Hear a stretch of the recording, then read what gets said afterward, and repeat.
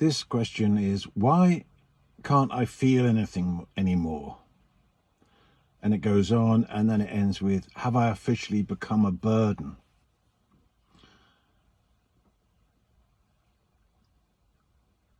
There comes a point where if you don't wake up to the fact that you're believing everything that you think, then you start thinking crazy stuff.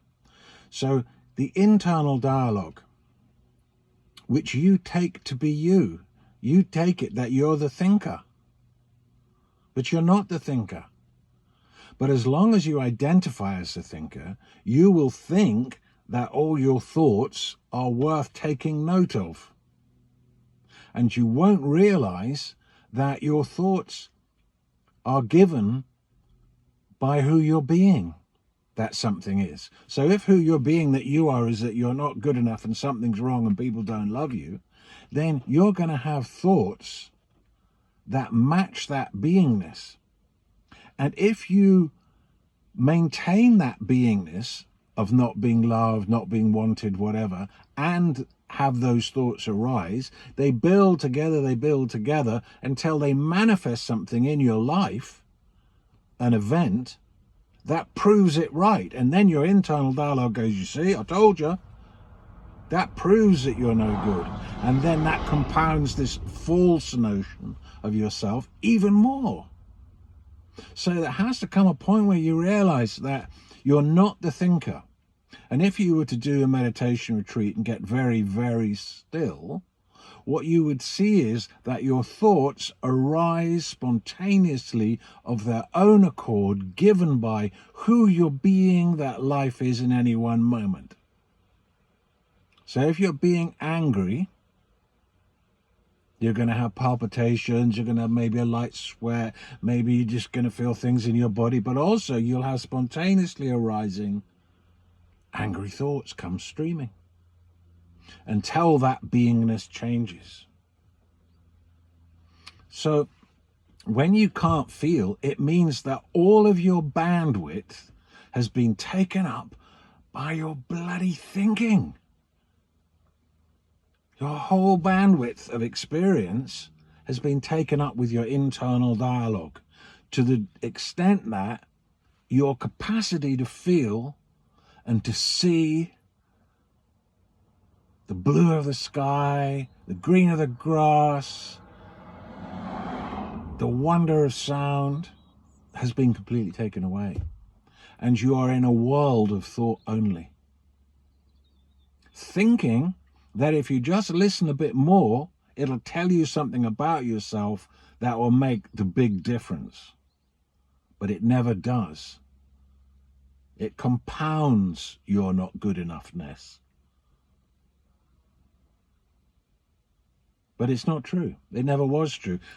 That thought, I'm not good enough, I'm unloved, or whatever your particular version of it is, that was born at a moment in time on a certain day back then.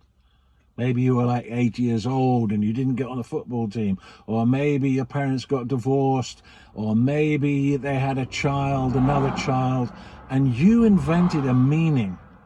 Oh, they had another child because I'm not good enough, or they divorced because they don't love me, or something silly. But it would be silly.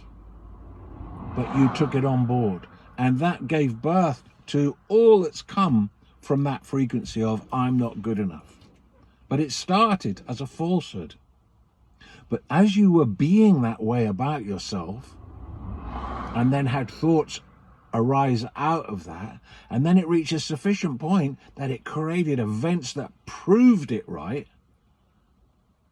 now you actually think you are not good enough. And you've come to this place where your mind is basically running you. Now there's a much better option. There's two things you can do with your mind. Either you focus or you think and let it run you. They're just streaming thoughts, and you think that because it's happening all the time, first thing in the morning, last thing at night, you think it's you. It's not you. You're the witness of that thinking. You wouldn't know you were thinking unless something heard it. and you're the one that hears it, the witness.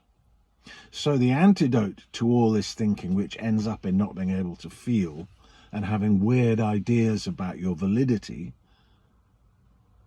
the antidote to that is to focus, to get back control of yourself, to harness that energy of concentration. It doesn't even matter what you focus on, really. You could even focus on a point on the wall and just pay attention and don't blink and focus. And then you'll see how all over the place your mind is, but gradually you start to get more and more focused until you can just sit focused in presence. And you'll find that things start to release, and feelings start to release, and insights start to come. And you're back in the world of feeling again.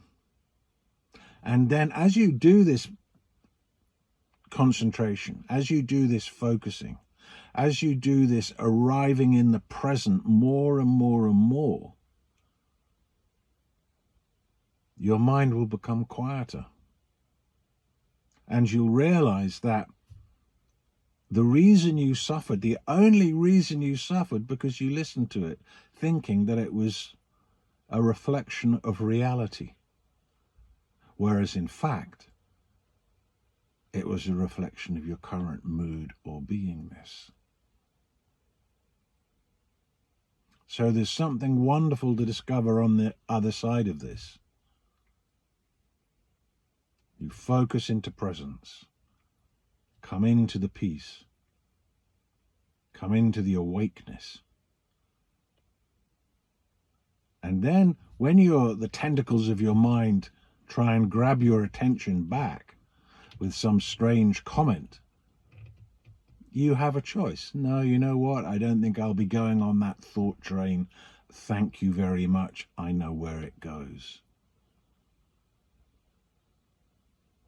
And it's the simple focusing. That's where you start, but it leads somewhere amazing.